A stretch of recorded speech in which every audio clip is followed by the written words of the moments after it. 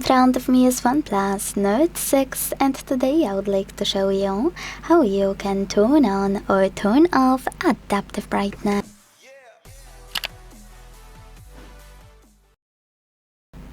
Firstly, go into Tab menu. To do that, swipe down from the top right corner of your screen, like that. Now click on your brightness slider, and when you see that sun located on your slider turned orange with an A, that means that auto brightness is on. To switch it off, tap on the same shortcut, which is your slider, and when your sun turns black and A disappears, that means that auto brightness is off.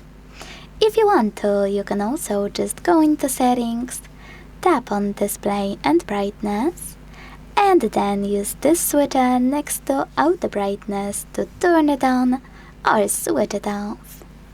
Thanks so much for watching. If you enjoyed this video, leave a like, comment and subscribe. Bye!